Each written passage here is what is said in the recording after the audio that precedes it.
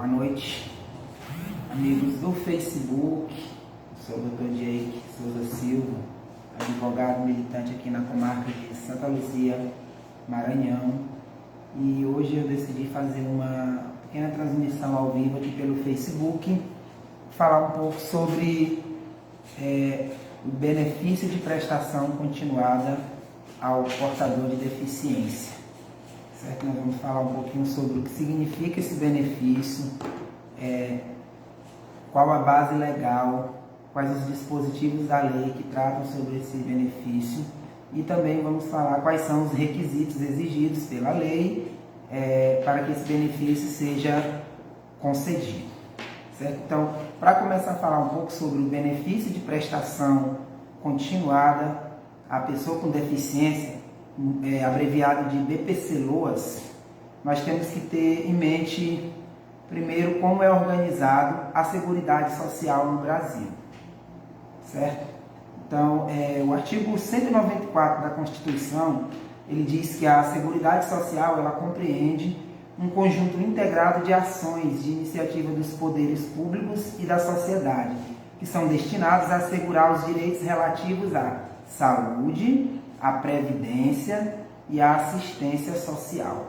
Então, a Seguridade Social no Brasil, ela abrange ações, certo, para garantir direitos relativos à saúde, à previdência e à assistência social.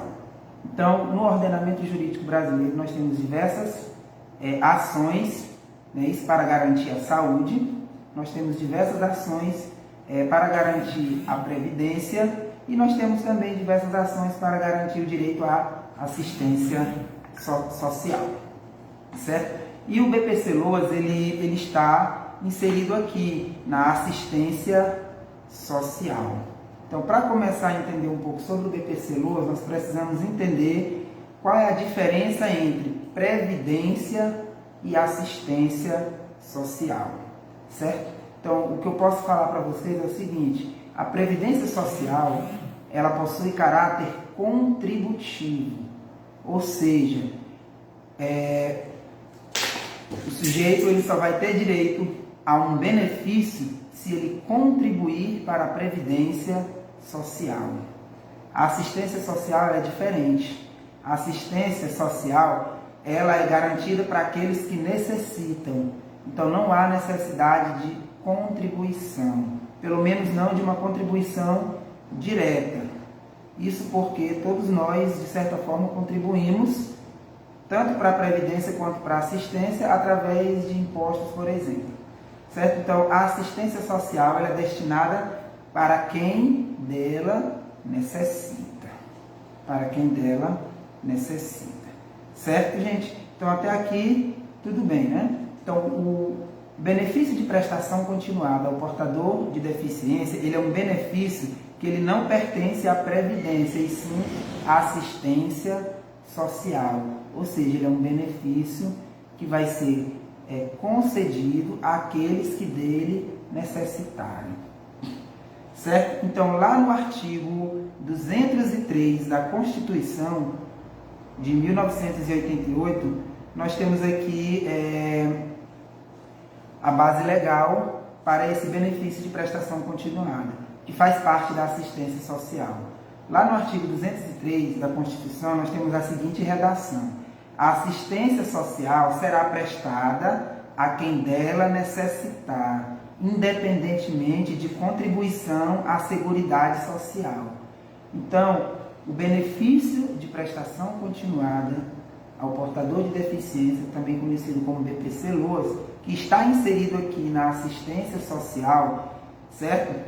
Ele consiste na garantia do pagamento de um salário mínimo, à pessoa que comprovar ser portadora de deficiência e que não pode prover sua própria vida por si mesmo ou por seus familiares, que é o que nós iremos ver aqui mais adiante. Então, a assistência social ela será prestada a quem dela necessitar, independentemente de contribuição. E a assistência social, ela tem por objetivos a proteção à família, a proteção à maternidade, a infância, a adolescência e a velhice.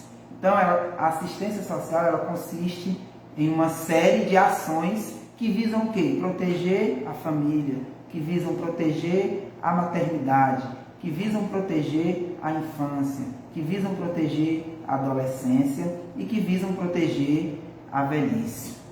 Certo? A assistência social também, ela tem por objetivo a promoção da integração ao mercado de trabalho. Ela tem por objetivo o amparo às crianças e adolescentes carentes. Certo? E ela tem por objetivo a habilitação e reabilitação das pessoas portadoras de deficiência e a promoção de sua integração à vida comunitária.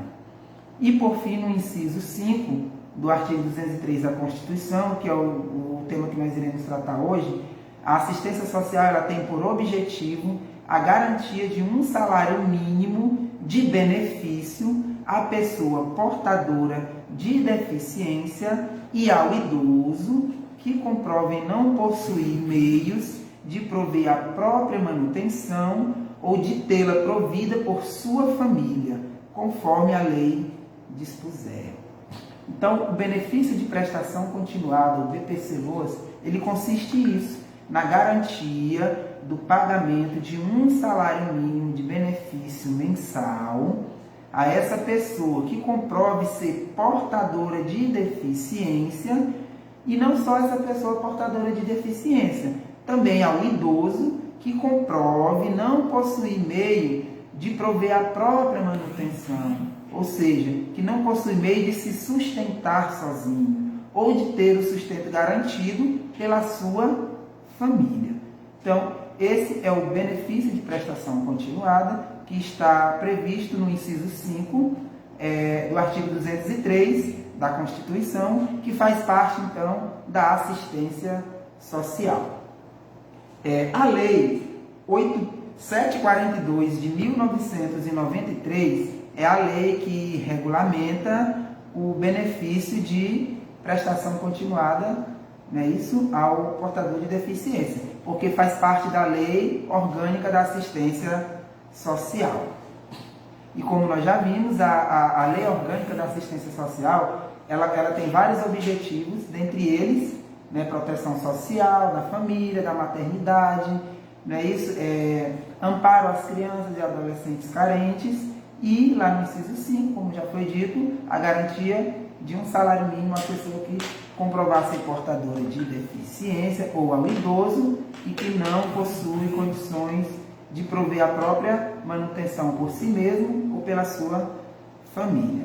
E lá no artigo 20 da Lei 8742 de 1993, certo? Que sofreu diversas alterações, ela fala o seguinte: o benefício de prestação continuada é a garantia de um salário mínimo mensal à pessoa com deficiência e ao idoso com 65 anos ou mais que comprovem não possuir meios de prover a própria manutenção nem de tê-la provida por sua família.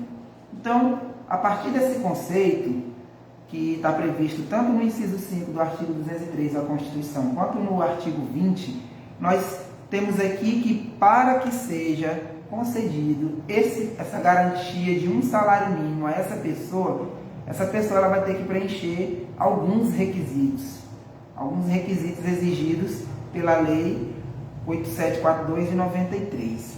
Então, o primeiro requisito exigido pela lei é que a pessoa seja portadora de deficiência, a pessoa com deficiência, ou que ela seja uma pessoa idosa, Então, esses são os primeiros requisitos, comprovar que essa pessoa possui uma deficiência ou que essa pessoa é uma pessoa idosa. E o segundo requisito seria a questão da renda, ou seja, além de ser uma pessoa portadora de deficiência ou com deficiência, essa pessoa tem que comprovar que não consegue se manter por si mesma ou de ter a sua manutenção provida pela sua família. Certo?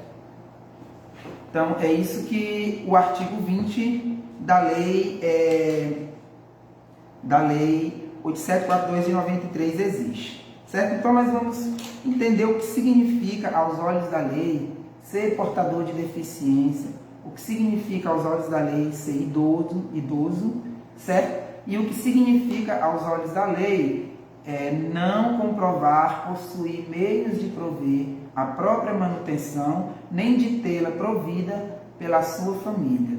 Entendidas essas três situações, fica muito mais fácil compreender quem possui direito ao benefício e quem não possui, certo? Então, o BPC-LOAS, como eu já falei, está previsto na Lei 8742 de 93, né, que é a Lei Orgânica da Assistência Social. Então, vamos começar falando sobre o LOAS idoso.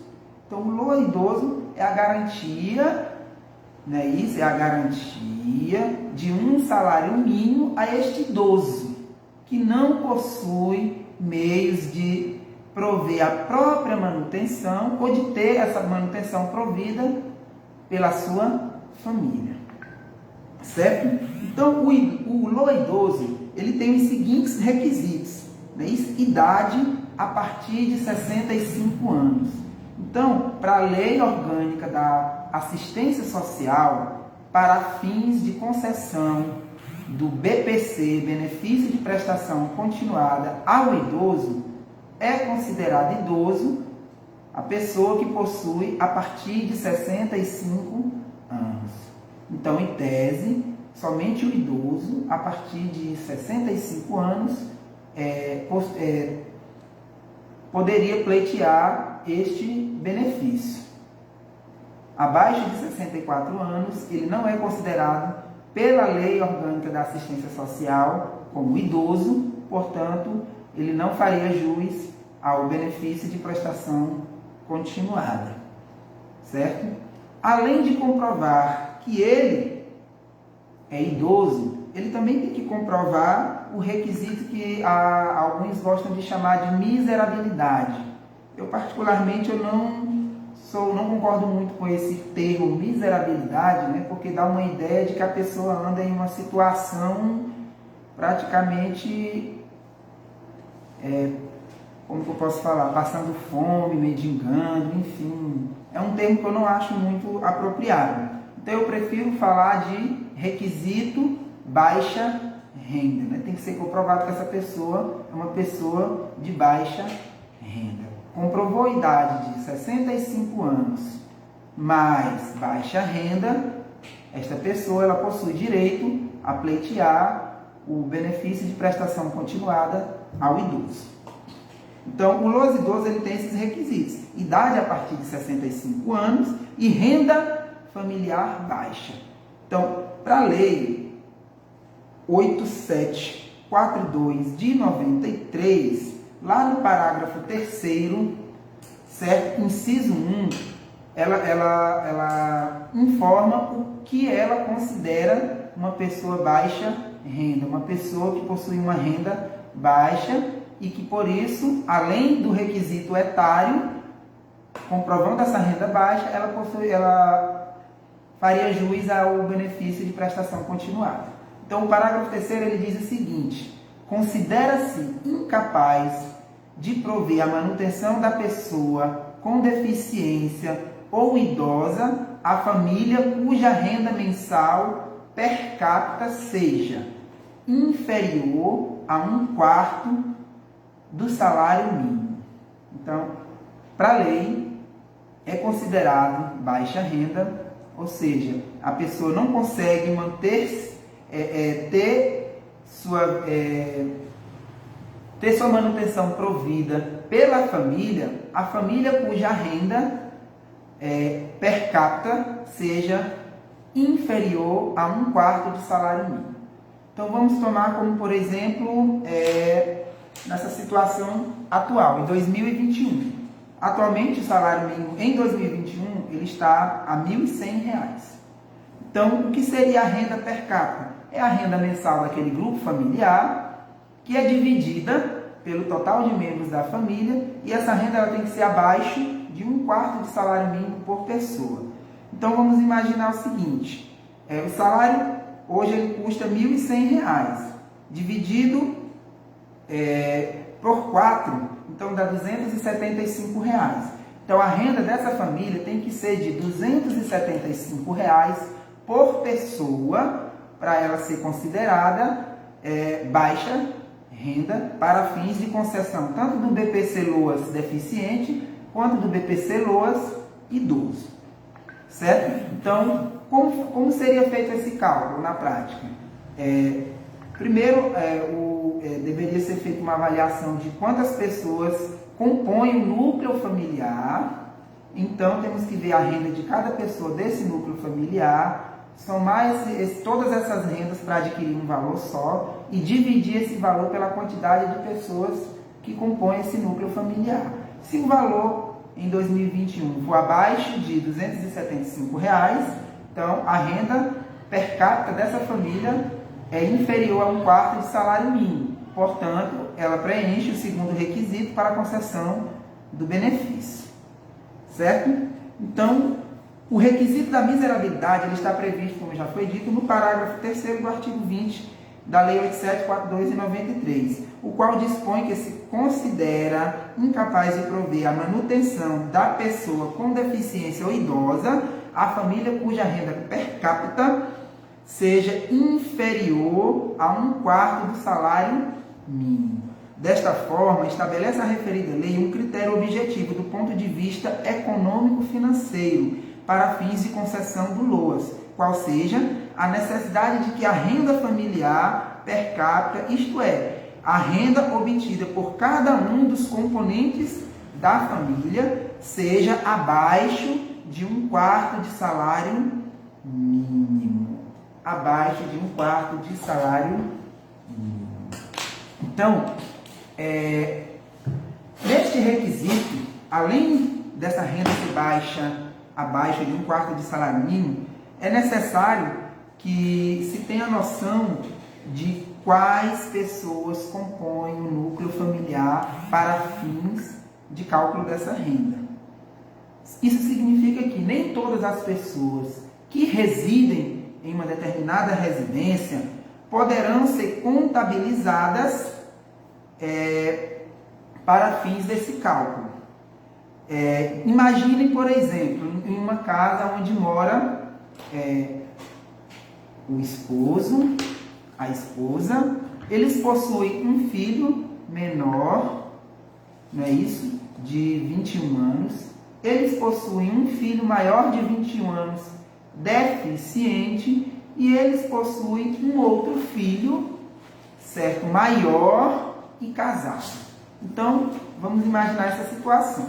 Eu tenho o esposo, um membro, nós temos a esposa, segundo membro, nós temos um filho menor, terceiro membro, um filho maior deficiente, quarto membro, um filho maior casado, plenamente capaz, e sua esposa, certo? Então, esta família, dentro desta residência, residem 6 pessoas. 6 pessoas, certo? Agora vamos imaginar a segunda situação.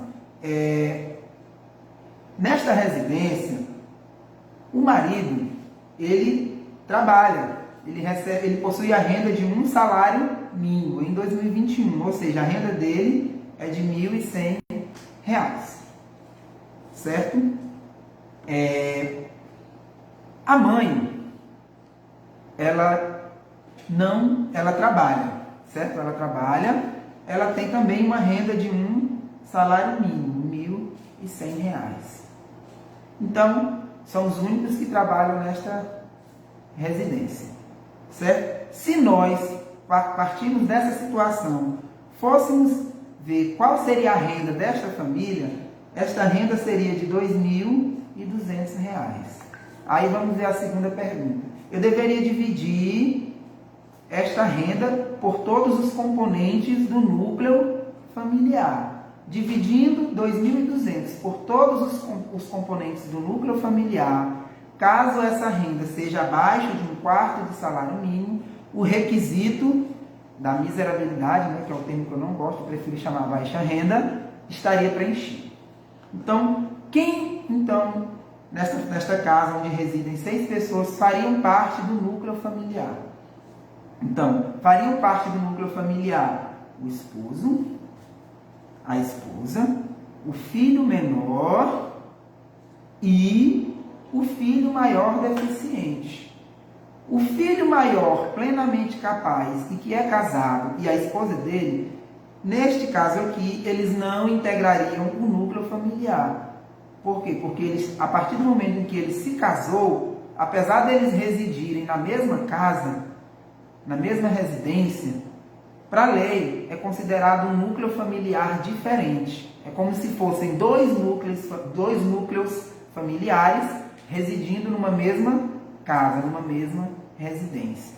Então eu teria que dividir R$ 2.200 por 4.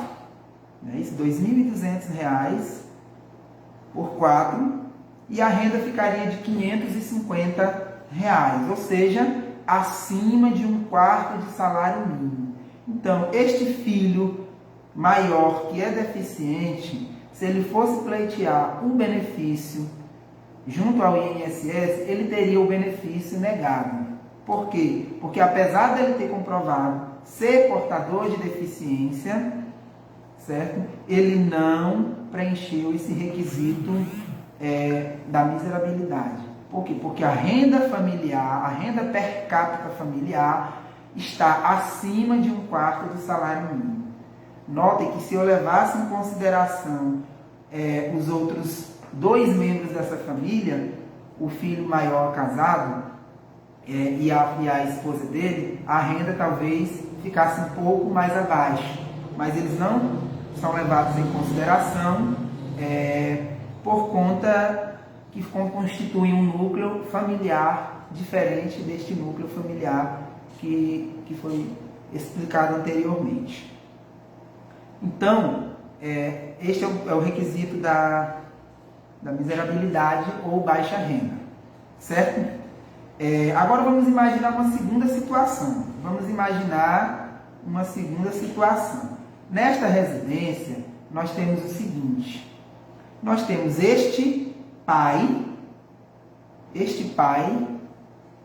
marido, certo? Dessa família, o chefe da família, mas ele recebe uma aposentadoria por idade no valor de um salário mínimo, ou seja, de R$ 1.100. A esposa dele, ela recebe também um salário mínimo, mas não a título de aposentadoria. Neste caso, ela recebe, digamos, pelo trabalho dela mesma. Ela trabalha como, vamos dizer, empregada doméstica e ganha um salário mínimo. Certo. A renda continua R$ 2.200. Certo? E o núcleo familiar, apesar de que moram 6 pessoas nesta residência, apenas 4 constituem esse núcleo familiar, que são o esposo, a esposa, o filho menor e o filho deficiente. Então, neste caso aqui, como este esposo ele recebe um benefício de um salário mínimo, este benefício ele não entra no cálculo dessa renda familiar. Então, a única renda aqui que vai entrar seria, no caso, a renda da mãe, que é empregada doméstica. Então, nesse caso, nós dividiríamos os R$ 1.100 pelas 4 pessoas. Vamos ignorar a renda do pai, do chefe de família, porque ele recebe um benefício de aposentadoria por idade. Neste caso, a renda vai dar exatamente R$ 275, certo? R$ 275. Ou seja, 1/4 de salário mínimo.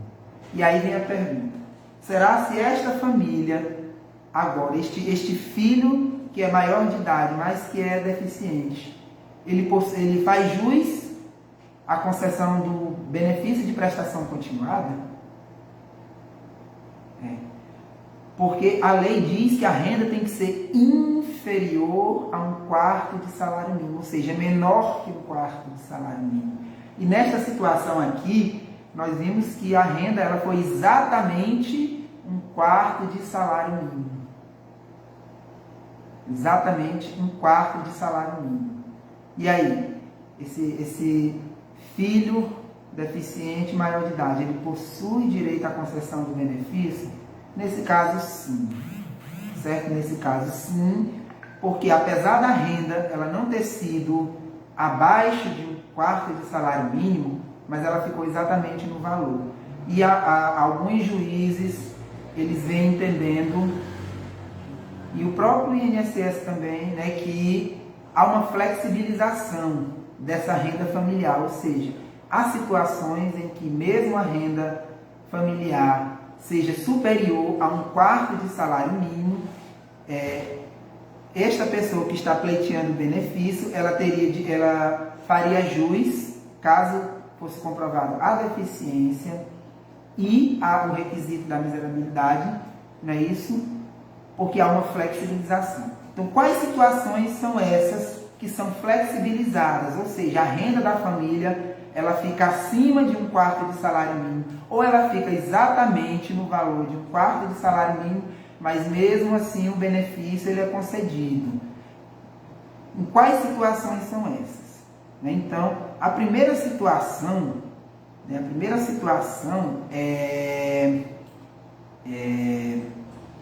que a lei considera é exatamente essa. Quando alguém do núcleo familiar, que compõe esse núcleo familiar, ele recebe benefício no valor de 1 salário mínimo. Então, se ele recebe benefício no valor de 1 salário mínimo, esse benefício que possui valor de 1 salário mínimo, ele não entra no cálculo da renda per capita familiar.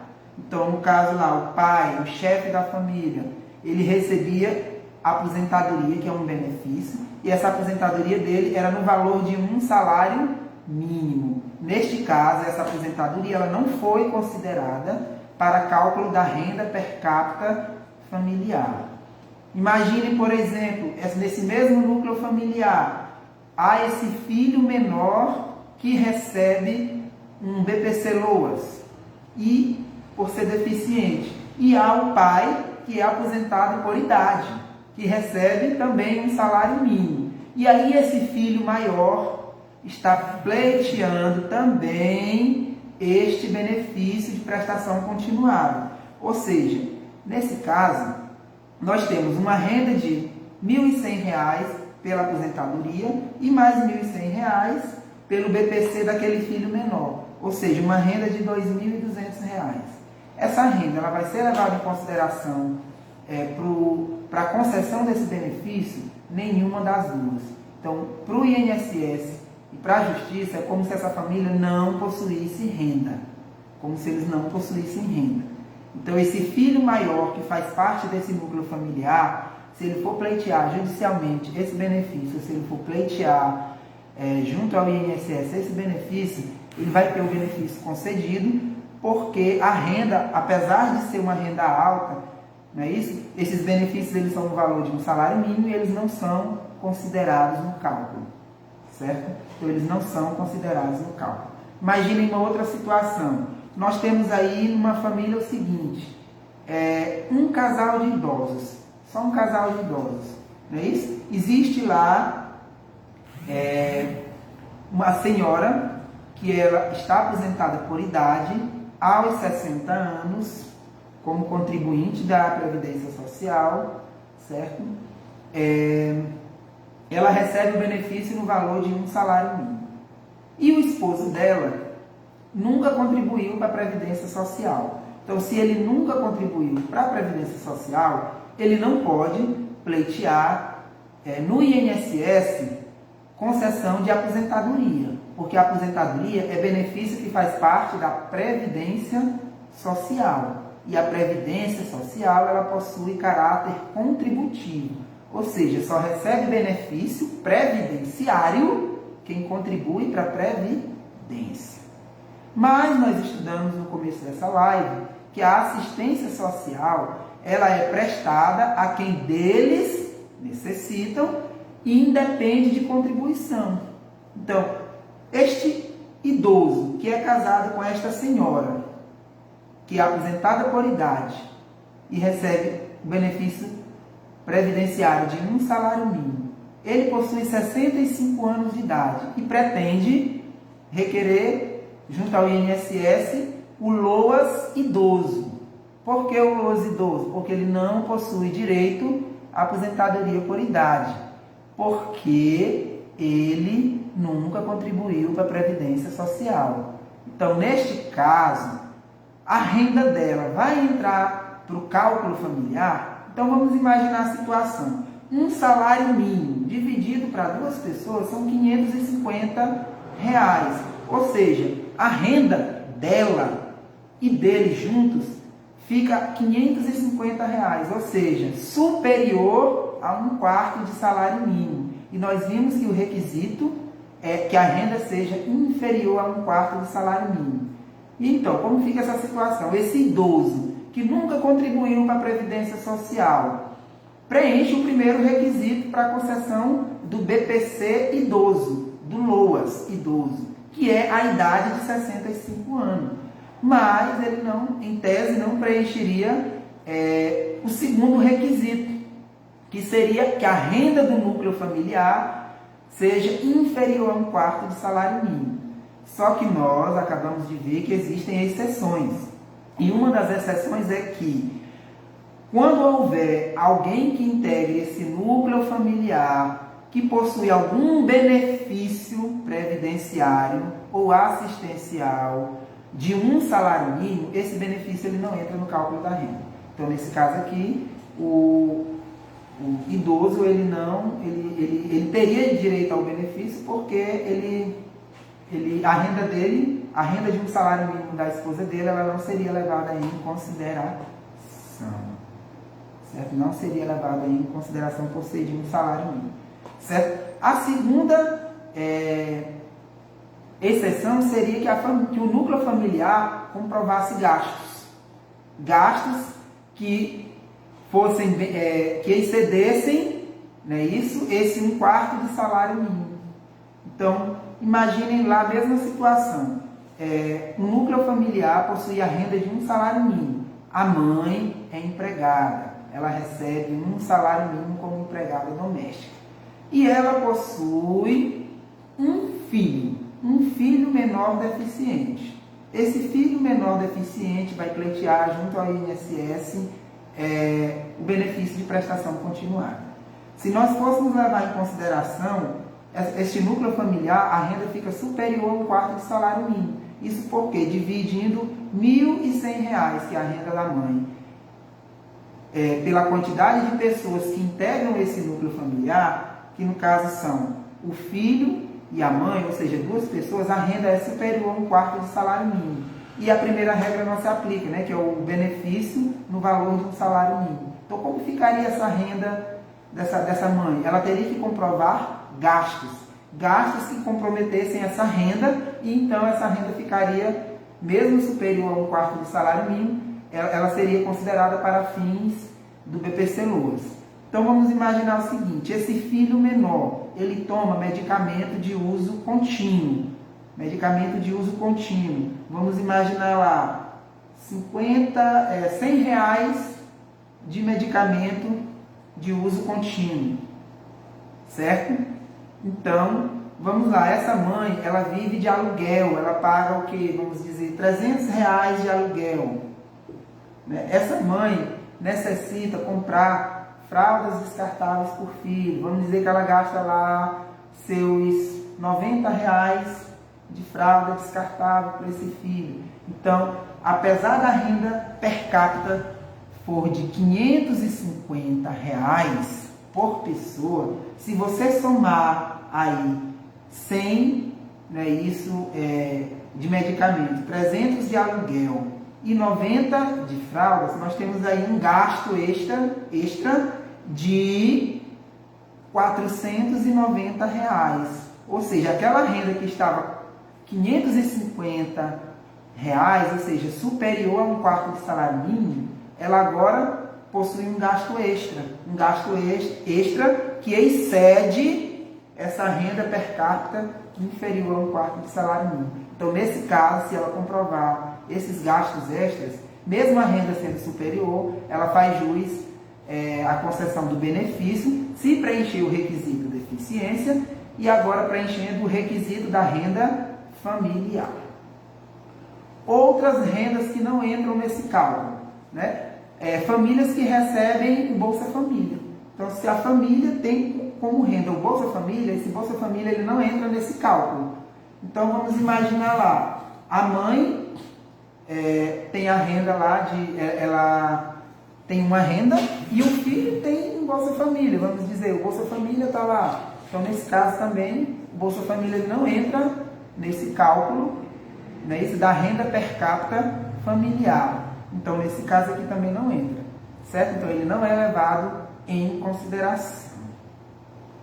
E só deixando aqui uma questão bem interessante, é que quando o benefício de prestação continuada ele é concedido, caso aquele núcleo familiar receba o Bolsa Família, esse Bolsa Família ele é imediatamente cessado, certo? Por quê? Porque são programas incompatíveis.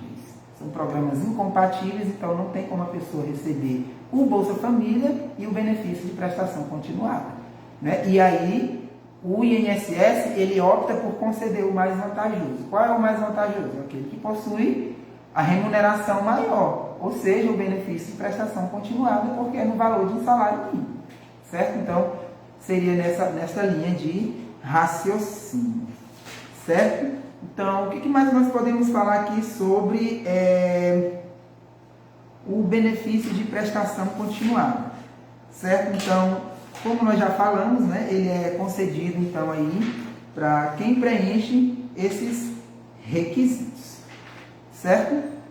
Então, como eu já falei para vocês, vamos recapitular.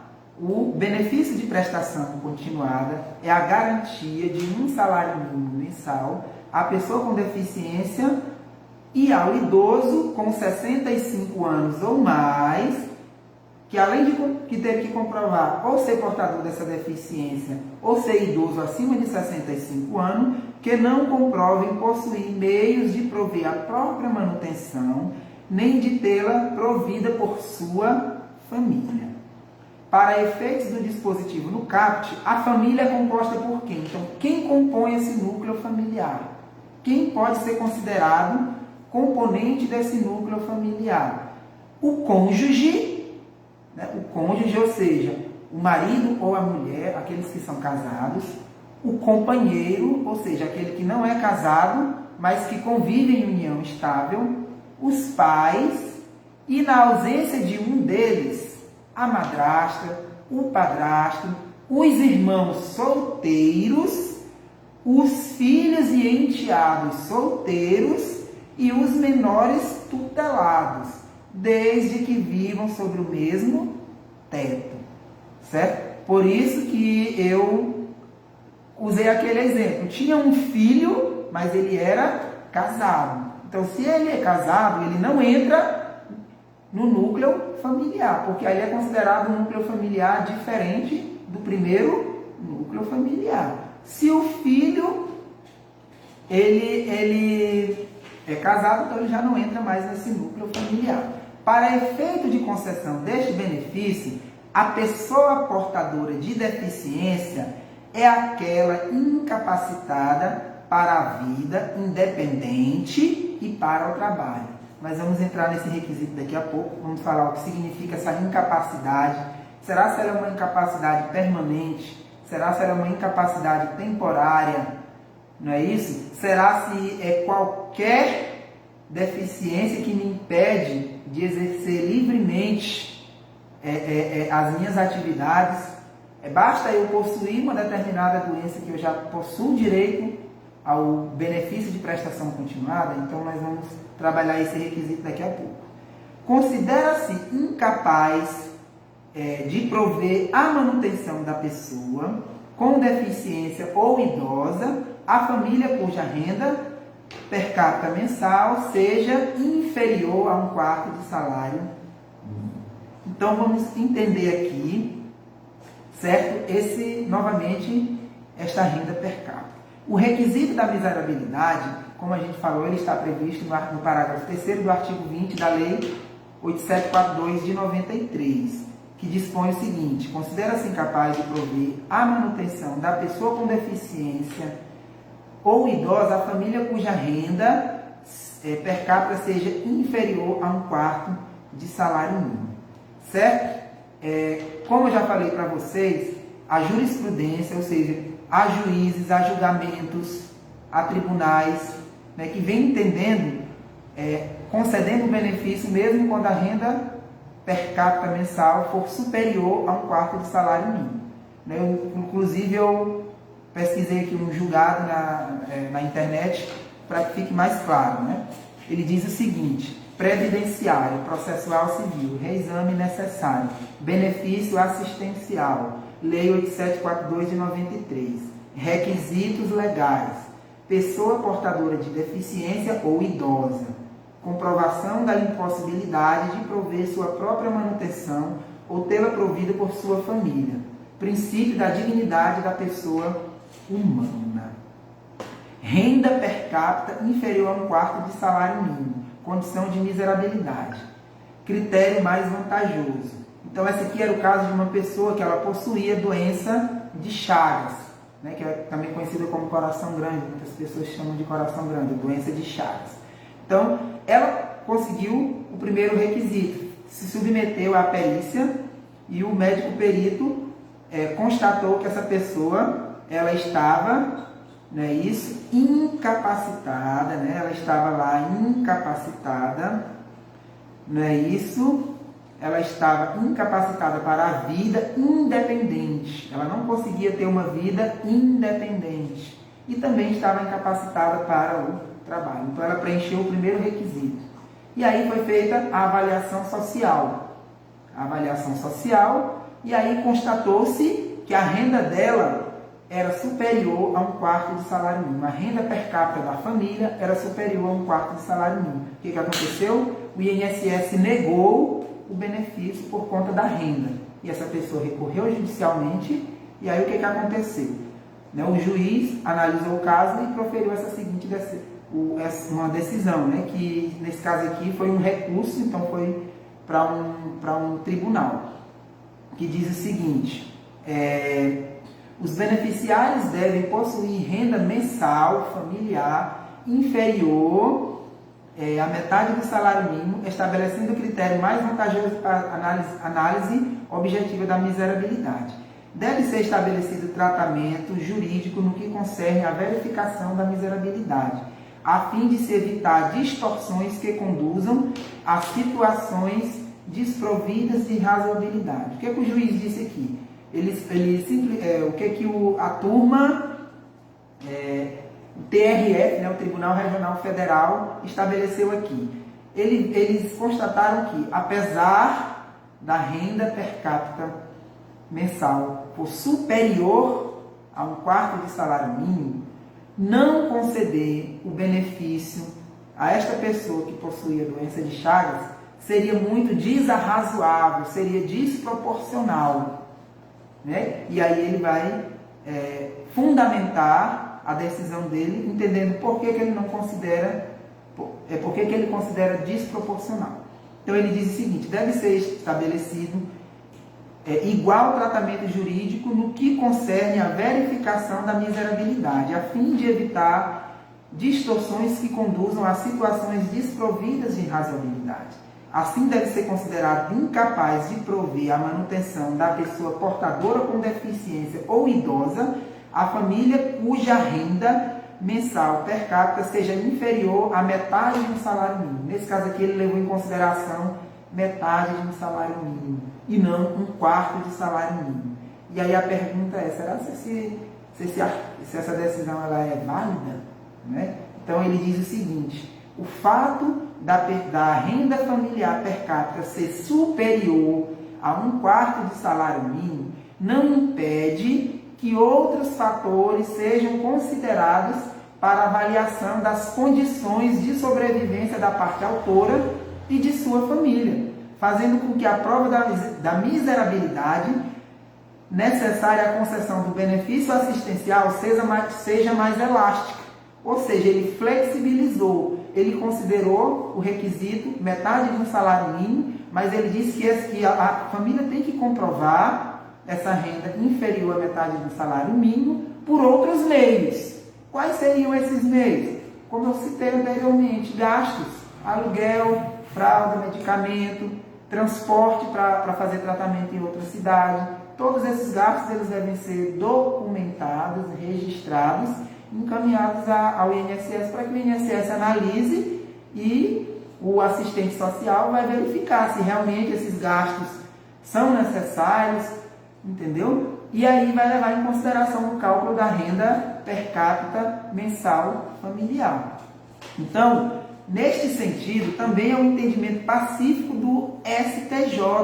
Ele decidiu no recurso especial número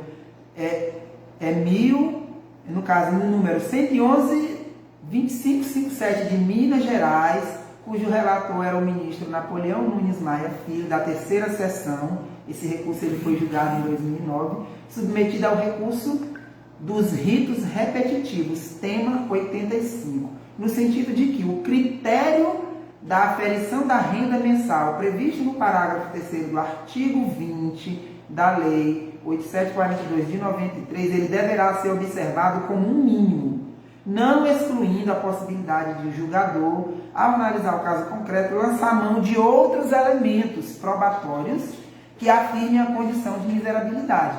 Ou seja, a regra é que a renda seja inferior a um quarto de salário mínimo, mas nada impede de que o juiz, analisando o caso concreto, verifique outros critérios a fim de aferir a miserabilidade, o critério da miserabilidade, ou seja, o critério baixa renda. Então, ficou entendido o quê? Que a limitação do valor da renda per capita familiar não deve ser considerada a única forma de comprovar que a pessoa não possui outros meios para prover a própria manutenção. Ou seja, o que eles estão dizendo aqui? Que há situações em que a renda per capita ela é superior a um quarto de salário mínimo e mesmo assim aquele núcleo familiar não possui condições de prover o sustento daquela pessoa com deficiência. Por quê? Porque é uma pessoa que demanda mais atenção, que possui um tratamento caro, que precisa se deslocar constantemente para outra cidade, que possui gastos muito altos com medicamentos. Então, tudo isso é levado em consideração. Ou de tê-la provida pela sua própria família, pois é apenas um elemento objetivo para se aferir a necessidade, ou seja, presume-se absolutamente miserável quando a renda é inferior a um quarto. Mas você pode, caso sua renda seja superior a um quarto de salário mínimo, provar através de outros elementos que você não possui condições de se manter ou de ser mantido pela sua própria, pelos membros da sua família. Desta forma, a limitação do valor da renda per capita familiar a um quarto do salário mínimo é apenas um critério objetivo, podendo o juiz valer-se de outros critérios subjetivos para fins de constatação do estado de miserabilidade. A Turma Nacional de Uniformização dos Juizados Federais, ela diz o seguinte, que a renda familiar per capita de até um quarto do salário mínimo, ela gera presunção absoluta de miserabilidade, mas não é um único critério absoluto. Trata-se de um limite mínimo, motivo pelo qual a renda superior a este patamar não afasta o direito ao benefício se a miserabilidade ela for comprovada através de outros meios. O Fórum Nacional dos Juizados Especiais Federais, o FONANGE-GEF, ele aprovou o enunciado 44 e número 6, que dizia o seguinte: sem prejuízo de outros meios, a comprovação da condição socioeconômica do autor pode ser feita por laudo técnico que é confeccionado por quem? Pelo assistente social, por auto de constatação lavrado pelo oficial de justiça ou através da oitiva de testemunha. Então, o que esse enunciado 44 ele diz?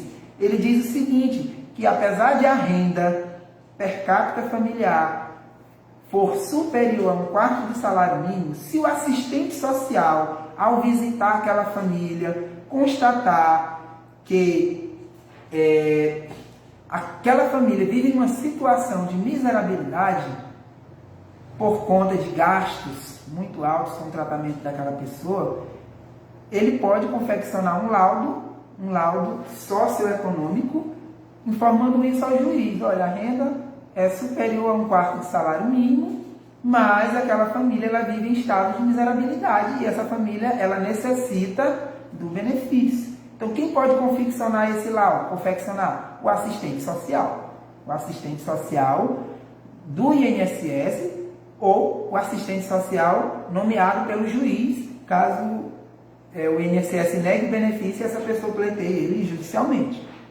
Né? Ele também pode ser, essa condição de miserabilidade, essa condição socioeconômica, ela também pode ser constatada pelo oficial de justiça, que de certa forma, imagina, um oficial de justiça ele vai intimar pessoalmente aquela pessoa que faz parte desse processo, né, de concessão desse benefício, e ao chegar na residência daquela pessoa, ele vê a situação daquele núcleo familiar e ele pode sim informar também que essa pessoa vive em situação de miserabilidade e então ela preencheria esse requisito.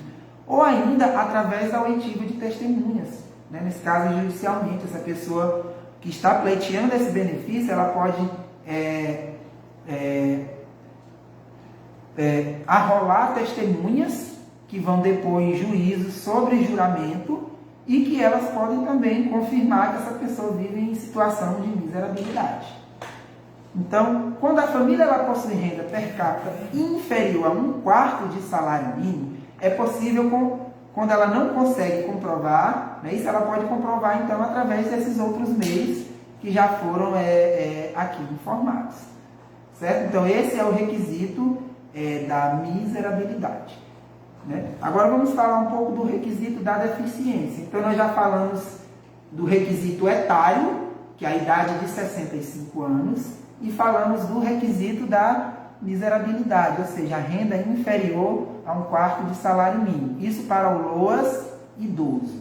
Para o LOAS deficiente, ele tem que comprovar essa incapacidade, ser portador de uma deficiência que lhe impede, né, isso, de ter uma vida plena, não é isso? E comprovar esse requisito socioeconômico, esse requisito rentário, não é isso? Esse requisito da miserabilidade. Comprovou esses dois requisitos, então ele também vai ter direito ao benefício de prestação continuada. Então, para entender melhor, eu vou repetir novamente o artigo, o parágrafo 2º do artigo 20 da Lei 8742 de 93, que ele diz o seguinte: para concessão deste benefício, para efeito de concessão deste benefício, a pessoa portadora de deficiência, o que significa então para a lei a pessoa ser portadora de deficiência? Então, pessoa portadora de deficiência é aquela incapacitada para a vida independente ou para o trabalho, para a vida independente e para o trabalho, certo? Então, para falar um pouco sobre essa questão da deficiência, é importante a gente destacar que a incapacidade aqui que o BPC-LOAS considera, ela está vinculada a uma doença ou lesão. Então, nós temos aqui uma situação bem interessante. Inicialmente, convém destacar que a incapacidade que pode gerar, nós temos aqui dois tipos de incapacidade: a incapacidade permanente e a incapacidade temporária. Então, nós temos primeiro que entender isso, não é isso? Nós temos aqui incapacidade permanente e incapacidade temporária. Então, vamos entender aqui um pouquinho como seria essas questões da incapacidade. Certo? Vamos aqui trabalhar, então, o LOAS deficiente. O LOAS deficiente ele tem os seguintes requisitos legais: a incapacidade, que pode ser total e definitiva, ou a comprovação de deficiência.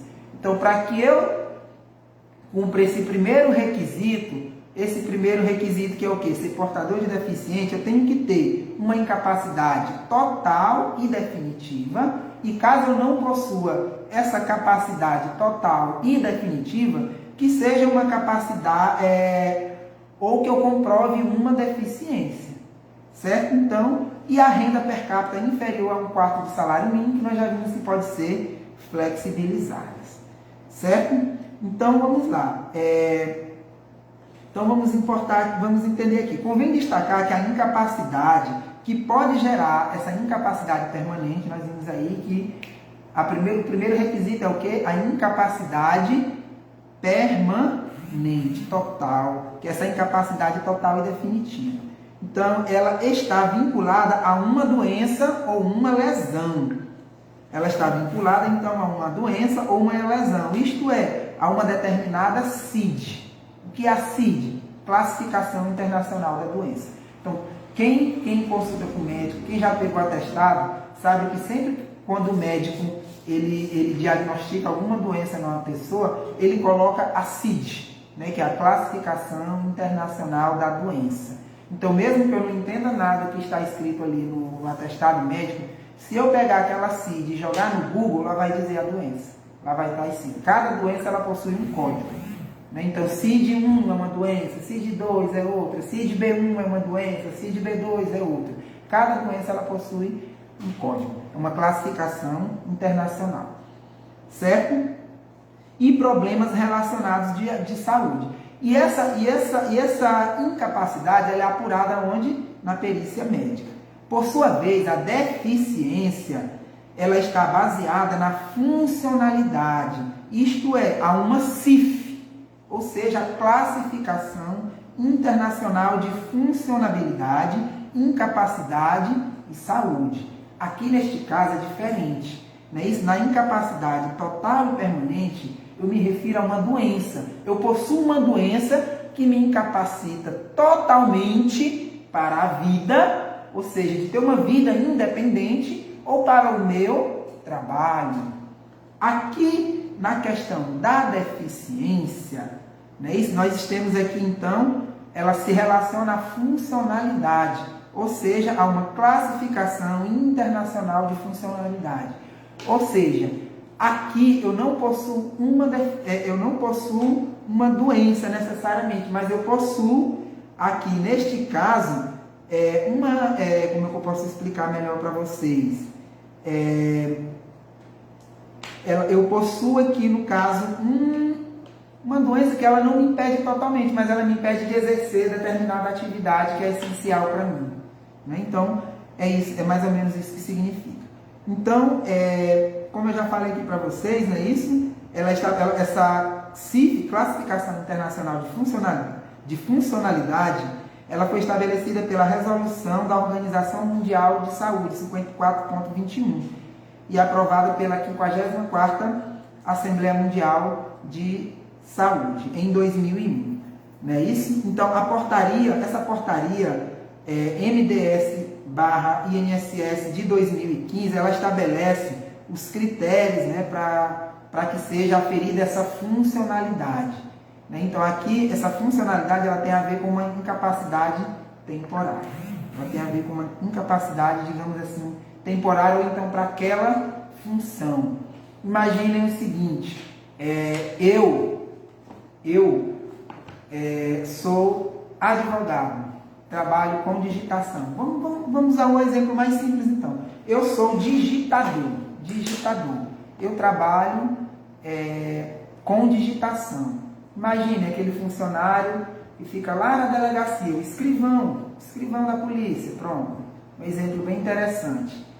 Foi constatado que ele possui LER, ou seja, lesão por esforço repetitivo. Então, como ele trabalha constantemente digitando, ele acabou tendo a função comprometida. Ele foi diagnosticado com LER. Então, nesse caso aqui, está incapacitado para aquele trabalho que ele exerce, de digitador. Não significa que ele está incapacitado de exercer outra atividade. mas naquela atividade que ele exerce, ele está incapacitado. Agora vamos imaginar a situação. Ele sobrevive do trabalho dele, que é de escrivão. Então, a partir do momento que ele é diagnosticado com lesão por esforço repetitivo, ele não tem mais condições de trabalhar de escrivão. E ele vai trabalhar de quê? Então, apesar de que ele não é deficiente, ele não possui uma deficiência, não é isso? Mas ele possui uma função reduzida que lhe trouxe uma incapacidade. Essa incapacidade ela pode ser total ou ela pode ser temporária. Ele pode, por exemplo, ser submetido à reabilitação profissional e continuar e exercer outra função até que ele esteja reabilitado e volte às funções dele. Mas ele também pode não conseguir ser reabilitado profissionalmente. Nesse caso, ele seria aposentado por invalidez. Desculpem aqui o exemplo que eu dei, que ele se encaixa mais para o auxílio-doença, já que ele contribui para a Previdência. Mas é só a título de exemplo. O requisito aqui é o BPC-LOAS. O BPC-LOAS, então, ele traz essa questão da saúde. Então, vamos lá. Como eu já falei para vocês, a incapacidade que pode gerar incapacidade permanente, ela está vinculada a uma doença ou lesão. Isto é, a uma determinada classificação internacional da doença. Isso enquanto a deficiência ela está baseada na funcionalidade, ou seja, uma classificação internacional de funcionabilidade. Certo? Assim, com base em tais diferenças entre incapacidade e deficiência, nós vimos que a incapacidade ela é total e permanente, não é isso? Está relacionada à CID, ou seja, uma doença, não é isso? E a deficiência ela está relacionada à função. Então vamos lá. Baseado nisso, nós vimos que o conceito, baseado nisso é que nós vamos ver quais são esses requisitos para o BPC-LOAS.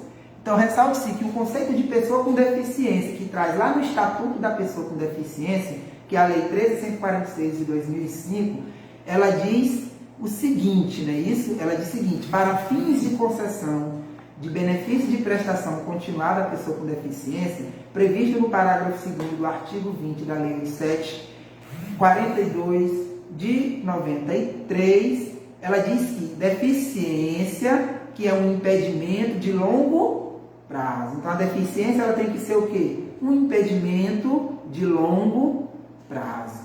Para a lei, o que seria um impedimento de longo prazo? É aquele impedimento que eu estou impedido de trabalhar para sempre? Ou será que é um determinado período?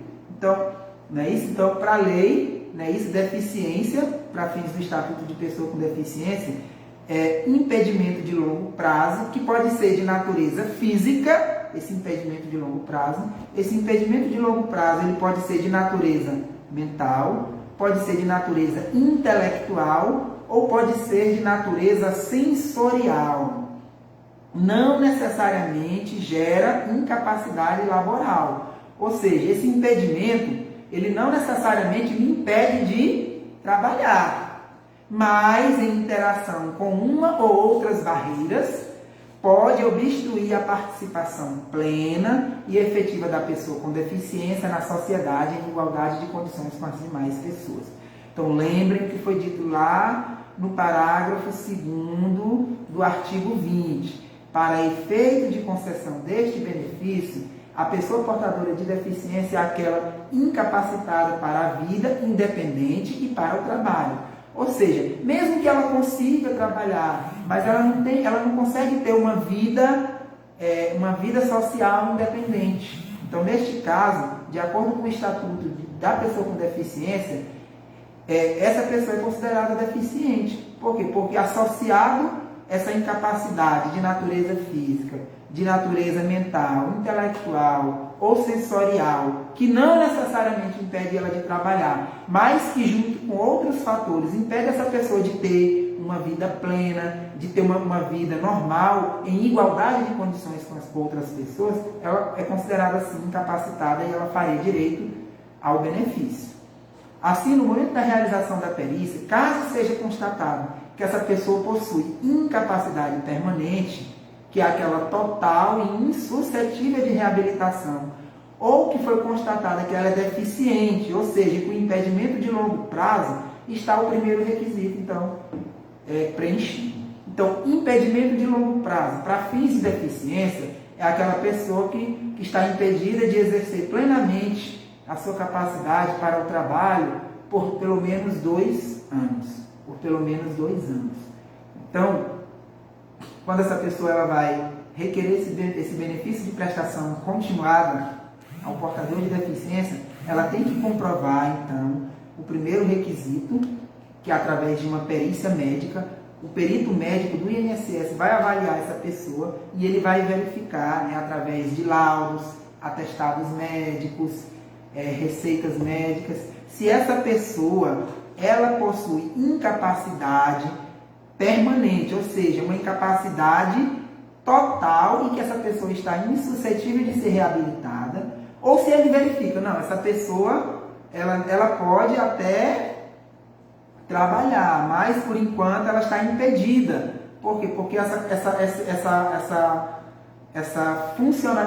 incapacidade ela compromete a funcionalidade dessa pessoa, ou seja, para aquela atividade que ela trabalha, ela não consegue exercer plenamente o trabalho dela. Então, se ele constata isso na perícia, ou seja, uma incapacidade total e insuscetível de reabilitação, ou uma incapacidade temporária, mas que seja por pelo menos 2 anos, essa pessoa poderia estar ali por pelo menos 2 anos, ela preencheu o primeiro requisito, certo? Que é o requisito da incapacidade, não é isso? Ela está aí, então, incapaz para a vida e para o trabalho, né? Então, se você que já passou por perícia médica e teve benefício negado, quando você vê a carta de concessão, geralmente o INSS coloca lá, né? O benefício não foi concedido porque não foi constatado impedimento de longo prazo. Ou seja, ela possui uma incapacidade, mas não é de longo prazo. Ou seja, essa incapacidade ela não é por pelo menos 2 anos, então ela já não preencheu o requisito. Ou o INSS coloca lá, não está incapaz para a vida e para o trabalho. Ou seja, ele entendeu que aquela pessoa ela está plenamente capaz. Ela possui uma doença, mas aquela doença não incapacita ela de possuir uma vida normal. Né? Vamos imaginar, por exemplo, uma pessoa que possui HIV. Hoje, nos tratamentos que existem para o HIV, a pessoa, mesmo portadora de uma doença que no passado matou muita gente, que era considerada uma doença extremamente perigosa e considera até hoje, mas isso não impede dessa pessoa possuir uma vida normal, de estar plenamente capacitada para trabalhar. Então, a pessoa portadora do vírus HIV, ela pode dar aula, ela pode trabalhar plenamente trabalhar, ela pode ter seu trabalho normal. Agora, se a doença já está avançada, né, já num estágio bem avançado, ela não é mais soro positivo. Nesse caso, ela já é considerada aidética, né? Ela já está bem debilitada. Aí sim ela estaria incapaz, né, e se preencheria aí o primeiro requisito, que seria incapacidade total e insuscetível de reabilitação. Ou então que esse impedimento fosse de longo prazo. Imagina lá a pessoa que está com problema de artrite nos dedos e não consegue trabalhar, não é isso? Então, esse impedimento pode ser por 2 anos, mas ela se submetendo a uma fisioterapia, uma reabilitação, ela pode ficar boa. Então, nesse caso, o benefício seria concedido, mas futuramente ela seria reavaliada pelo INSS e poderia ter o benefício suspenso, né, cessado, aliás, caso constatasse que ela já teria adquirido a plena capacidade, ela já estaria reabilitada, certo? Então, seria basicamente isso, né? Então, seria neste sentido. Então, quando a pessoa vai pleitear o benefício, ela se submete a uma perícia médica, onde vai ser constatado se essa incapacidade ela é total ou se ela é temporária. Se ela for total e insuscetível de reabilitação, preencher os requisitos. Se ela é uma incapacidade temporária, ela tem que ser por pelo menos 2 anos, que aí ela entra no critério ela entra aí no critério de impedimento de longo prazo. E aí também ela preencheria o requisito. Se for inferior a 2 anos, ela não preenche o critério de impedimento de longo prazo, logo ela é reprovada na perícia médica. E aí não é nem feita a avaliação social porque seria aí o segundo requisito, como já foi citado anteriormente. Bem, gente, nesse momento eu quero aqui encerrar a transmissão, a live. Desculpa aí pelo nervosismo, né? A primeira vez que faço esse tipo de transmissão. Espero aí ter esclarecido algumas dúvidas, ajudado a esclarecer dúvidas a respeito deste benefício, que eu considero um benefício muito interessante, muito importante. Muitas pessoas no Brasil recebem o benefício de prestação continuada, tanto deficiente quanto idoso. Pessoas que não tiveram oportunidades, não tiveram condições de contribuir para a Previdência Social e aí não tiveram direito a benefício da Previdência Social, mas nós temos aí a assistência social que garante aí benefício para aqueles que necessitam. Espero ter ajudado a todos aí esclarecendo as dúvidas, espero que tenham gostado da transmissão. Agradeço demais a todo mundo aí que acompanhou. Uma boa noite para vocês. Fiquem em casa, usem máscara e que todos nós tenhamos uma boa noite. Até mais.